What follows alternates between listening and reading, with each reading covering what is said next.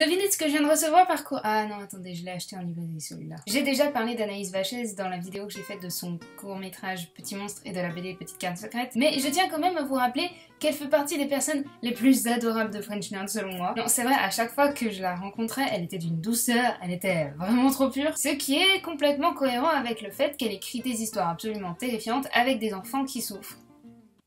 Je kiffe. C'est incroyable qu'elle arrive à faire autant de projets que ce soit dans sa vie professionnelle que dans sa vie personnelle. D'ailleurs Anaïs, si tu regardes cette vidéo, félicitations. J'avoue je suis un peu jaloux parce que je veux dire j'ai toujours rêvé de sortir un roman depuis que je suis petite et voir des gens autour de moi qui y arrivent c'est frustrant. Mais j'ai aussi énormément de fierté de me dire que je connais ces personnes et que donc j'ai vu leur carrière s'épanouir et que j'ai vu ces personnes réussir. Enfin c'est classe. Aussi d'apprendre qu'Anaïs avait écrit un roman ne m'a pas plus étonné que ça, et que ce soit un style chair de poule, non plus.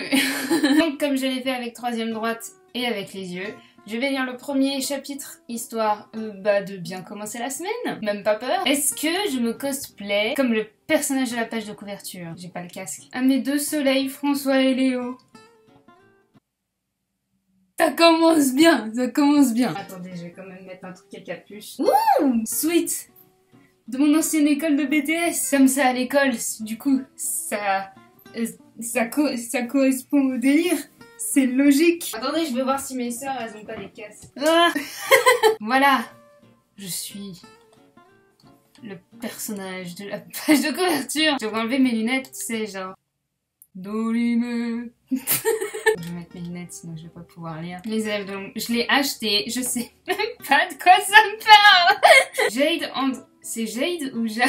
Ça commence bien. Jade entre en 5ème, la boule au ventre. Legit. Et son nouveau professeur principal n'a rien de rassurant. Cet homme sinistre instaure des règles strictes et colle ses camarades sans pitié. Or, après les heures de colle, les élèves sont différents. Sages comme des images ou comme des pantins sans âme, ils appellent Jade à devenir comme eux. Qu'il y ait une saga comme ça, où il y a vraiment marqué que c'est dès 10 ans. Le poème Ténèbres, page 80, est tiré du recueil La comédie de la mort de Théophile Gautier. Ah carrément, on fait ce genre de référence. Alors, Jade Viala, tétanisée, se tenait au milieu de la cour du collège, face aux 30 élèves de sa classe. Il la dévisageait en chuchotant, ricanait, la montrait du doigt. Son visage rouge... Je sais pas lire. C'est terrible, je veux vous mettre dans une bonne ambiance et j'y arrive pas. Faudrait que je fasse des effets pendant le montage. Son visage rouge écrevisse la brûlait et son cœur cognait dans sa poitrine. Elle aurait voulu fuir mais elle était incapable du moindre mouvement. Elle est en train de se présenter devant la classe en fait, on est d'accord. Genre on dirait qu'elle est en train de vivre le pire moment de sa vie et c'est juste un truc que tout le monde est censé faire au moins une fois dans sa vie et que tout le monde déteste. Lentement les élèves avancèrent vers elle tels des vautours prêts à dévorer leur proie. Jade ferma les yeux et pria de tout son être pour qu'on vienne la sauver. La nuée de collégiens était trop proche quand soudain le ciel s'obscurcit et le tonnerre gronda. Ah non, elle fait un cauchemar, parce que franchement, que la météo change d'un seul coup... Une fumée se répandit dans la cour et les enveloppa, laissant Jade seule dans un brouillard épais. Du fond de la brume, une silhouette noire aux yeux luisants apparut. Elle commença à se mouvoir, vaporeuse, de plus en plus menaçante à mesure qu'elle approchait. Immense et sans visage, la forme immatérielle se planta devant Jade, puis entoura son corps comme un serpent. En vrai, j'utilise souvent le mot susurré, mais comment tu... veux bien illustrer ce mot? Tu n'as plus à avoir peur, lui susurra-t-elle. Plus personne ne se moquera de toi. Ces paroles réchauffèrent le cœur de Jade. Non, Jade, ne suis pas Voldemort! On ne l'avait jamais réconfortée ainsi. Elle eut la sensation que l'épaisse fumée noire devenait un doux nuage dans lequel il aurait bien voulu s'abandonner. Mais l'étreinte invisible se resserra soudain autour de son corps fragile, l'empêchant de respirer et de parler. Jade scruta les deux fentes lumineuses qui brillaient au-dessus d'elle et du regard implora la chose de la libérer. Mais celle-ci la serrait encore plus fort, si fort qu'elle fit craquer ses os. Ah! Si tu me rejoins, siffla la voix au creux de son oreille. Jamais je ne te ferai de mal. Après cet avertissement teinté de menace, la chose la relâcha. Jade s'effondra sur le sol et son corps se brisa en 1000 morceaux comme celui d'une poupée de porcelaine. Ah, c'est un cauchemar, assurément. C'est horrible. Ah! Alors, c'est que le premier chapitre et ça dure 2 pages. Donc, je devrais peut-être continuer. Ou alors, je m'arrête là et vous vous demandez si c'est un cauchemar ou pas. En vrai, ça aurait pas été un petit peu bâtard si jamais dans le premier chapitre on disait juste elle et pas Jade Comme ça, on sait pas si c'est Jade, et du coup, on se dit que la personne du premier chapitre est morte, et après on commence avec Jade, et on est là, hey, cool. Je vais lire le chapitre 2, et puis après, on verra. Mardi. Jade se réveilla. Pourquoi je dis Jade? Elle s'appelle Jade! Ah! Jade se réveilla d'un bond en sueur. Son réveil indiquait 6h50 et son alarme devait sonner à 7h. Il lui fallut plusieurs minutes pour calmer sa respiration. Ce cauchemar semblait si réel qu'elle avait vraiment cru mourir. Hé, j'ai vécu ça! C'était chouette! Elle était à la fois perturbée parce qu'elle venait de vivre et heureuse d'être en vie. Mais une terrible boule se logea dans son ventre quand elle se rappelait à quel jour on était. Le 3 septembre, le jour de la rentrée en 5e.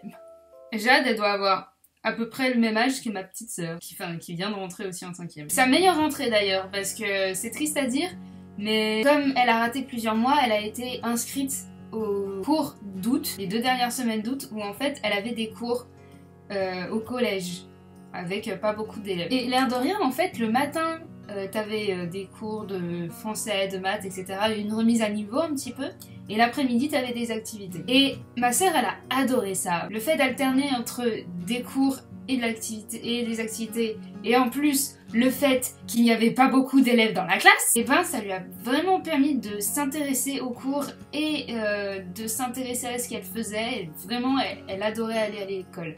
Alors qu'elle allait en cours au collège en août. Voilà.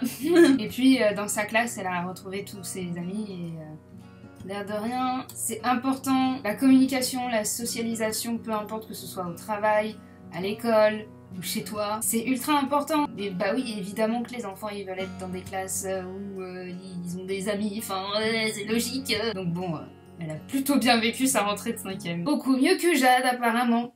Son année de 6e dans ce collège avait été un véritable calvaire. Oh, petit bébé. Loin de s'être fait des amis dans sa classe, elle était devenue le bouc émissaire d'un groupe de 4 filles dirigé par Roman Roscoe. Je suis fatiguée, j'ai lu Anne Romanoff. Jade avait pourtant essayé d'être la plus discrète possible, mais les filles revenaient toujours à la charge. Les autres élèves, eux, l'ignoraient pour ne pas avoir fait affaire à Roman. Perdue dans ses pensées, Jade enfila un jean et un long t-shirt qui cachait bien ses formes, puis descendit dans la cuisine. Oh. Elle tomba nez à nez avec sa mère qui terminait de lui préparer un énorme petit déjeuner. Chocolat chaud, orange pressé et tartine beurre, confiture. « Bonjour ma chérie, c'est le grand jour !»« Bonjour », répondit Jade en songeant qu'elle ne parviendrait jamais à tout manger tant son estomac était noué. Il te faut de l'énergie, l'encourageait sa mère, en s'installant devant une tasse de café fumant. C'est important pour la concentration. Ouais, enfin ça dépend de l'heure à laquelle tu manges. Moi personnellement, quand j'ai bien mangé le midi, j'ai qu'une envie, c'est de faire la sieste. Comment je raconte ma vie alors que je suis censée lire le livre d'Anaïs? Ah! Jade s'assit en face d'elle et se força à boire son chocolat brûlant. La 5e est une année très importante, reprit sa mère. Oui, alors, c'est ce qu'on dit tous les ans. La 6e, c'est une année importante parce que c'est l'entrée au collège. La 5e, c'est une année importante parce que c'est là où t'apprends le plus de trucs. La 4e, c'est une année importante parce que tu arrives bientôt en 3e. Et la 3e année, c'est l'année la plus importante parce que tu passes ton brevet. Toutes les années sont importantes, apparemment. Pas de pression. Il faut que tu continues d'avoir de bonnes notes. Et ce serait bien que tu réussisses à t'intégrer dans ta classe. Je vais essayer. Je compte sur toi. Jade reposa sa tartine. Sa mère venait de lui couper le peu d'appétit qu'elle commençait à retrouver. Quand je dis t'intégrer, c'est seulement auprès des filles. Jade savait très bien que sa mère ne voulait pas qu'elle fréquente des garçons. J'allais dire... tu sais, ta fille pourrait fréquenter tes filles, mais pas de la façon que tu crois, hein. Je viens de voir la suite et donc je me dis, ah bon bah. Toutes ses expériences avec des hommes avaient été douloureuses et le divorce avec son père n'avait pas arrangé les choses. Oh, ok. Oui maman, murmura Jade. Son regard tomba sur sa montre et indiquait déjà 7h30 alors que Jade devait être au collège à 8h. Tu vois, je relate tellement pas que voilà, bref, ça m'a pas perturbée. Moi j'habite à 5 minutes du collège. Donc pour moi, genre, ouais, j'ai encore une demi-heure, j'ai le temps de me regarder un épisode de mon dessin animé, tu vois. Puis commencer le collège à 8h, c'est tellement pas... Ça devrait pas être légal. À 8h 8h. D'où tu fais lever des enfants à 6h du matin pour être au collège à 8h. Et encore, elle habite à une demi-heure du collège, mais... Je suis sûre, il y en a, ils habitent à 3/4 d'heure du collège, ils mettent beaucoup plus de temps pour s'habiller, pour se préparer, et ils ont probablement pas leurs parents pour leur préparer le petit déjeuner parce que les parents sont déjà partis au boulot, tu vois. Je suis en train de lire une histoire d'horreur et je crache sur l'éducation nationale. De toute façon, déjà, de toute façon, vous savez quoi? Pourquoi écrire des films d'horreur avec des trucs hantés, genre avec des trucs magiques qui font peur? Le collège déjà fait peur. Ça se trouve, en réalité, on pense que c'est un personnage magique. Au final, c'est juste la représentation de sa phobie de l'école à Jade. Tu vois ce que je veux dire? Je veux qu'on fasse un thriller psychologique. Genre, thriller psychologique sur le collège, ok? Ça...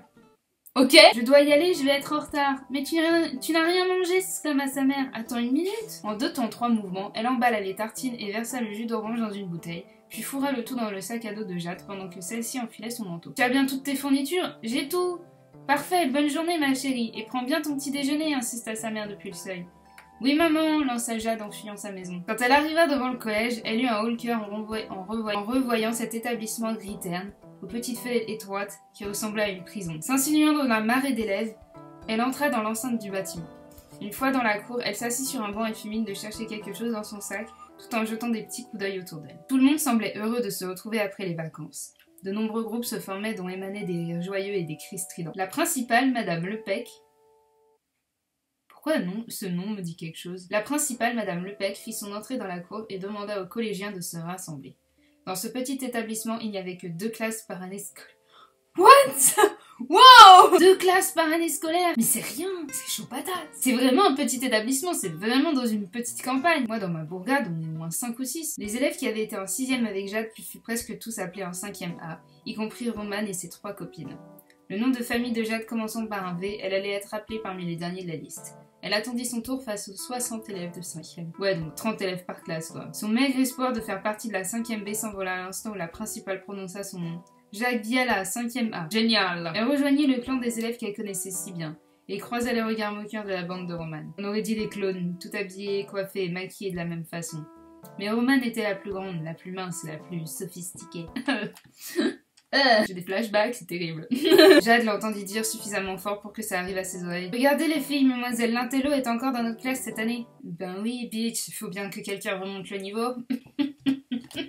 La boule dans le ventre de Jade enfla et lui compressa les organes. Non, je suis bébé. La file d'élèves pénétra dans la classe et les places furent prises d'assaut par des duos déjà formés. Il ne restait qu'une table libre au fond. Jade se faufila entre les rangées, rentrant la tête dans les épaules et baissant le regard quand elle passa près de Romane. Jade venait de sortir sa trousse quand elle vit entrer un garçon grand et nonchalant qu'elle ne connaissait pas. Ses cheveux en bataille étaient hérissés sur sa tête et il portait un sweat rouge vif à capuche qui aurait pu le permettre de le repérer à des kilomètres. Bah, il est pas rouge, mais il y a un logo rouge dessus. Grand et nonchalant, c'est clairement pas moi. On va faire le cosplay quand même. Les cheveux en bataille étaient hérissés sur sa tête. Il s'assit près d'elle sans lui demander son avis et la dévisagea. Bah, fais pas cette tête de déterré, c'est que le premier jour. Lui lança-t-il. Jade, choquée par son franc-parler, ne sut quoi répondre. Elle l'ignora et continua de sortir ses affaires en se promettant de trouver une autre place dès le cours suivant. Madame Lepec entra et demanda aux élèves d'accueillir leur professeur principal, Monsieur Herbonnet. Je suis désolée Anaïs pour ma prononciation affreuse. Herbonnet. C'est peut-être Herbonnet.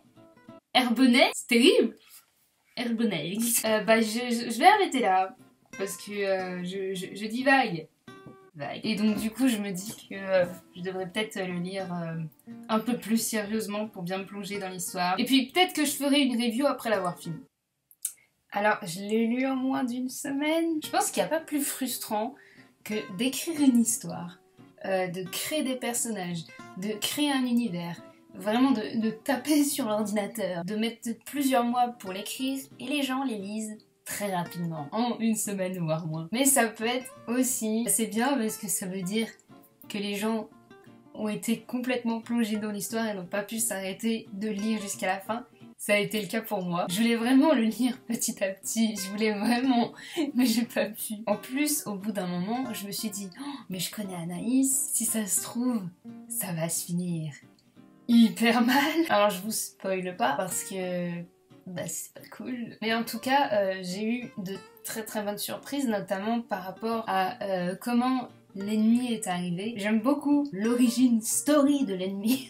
J'ai beaucoup aimé le personnage de Jade. Je pense qu'il y a beaucoup d'enfants qui pourront se sentir représentés par rapport à ça. On montre qu'elle avait peur de l'école avant qu'il y ait des monstres. C'est même plus facile de se battre contre un monstre que de se battre contre sa peur, perso je trouve. Donc vraiment une très très bonne histoire. Un peu courte. Après c'est normal, c'est le format par rapport au lecteur, etc. Mais du coup Anaïs, si tu regardes cette vidéo, ça m'a vraiment énormément donné envie de lire d'autres romans que tu aurais écrits, vraiment. Même s'il y avait des passages très hardcore, Je veux dire, le moment où t'as un des élèves qui vomit. Excuse-moi Anaïs, mais qu'est-ce que tu fais subir aux enfants? J'entendais les bruits des os qui craquaient et tout. On n'est pas dans un exorciste.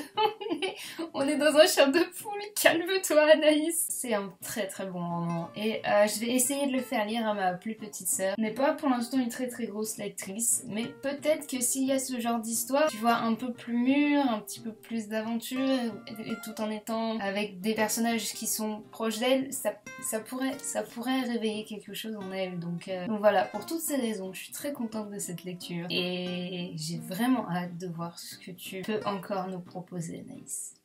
Voilà.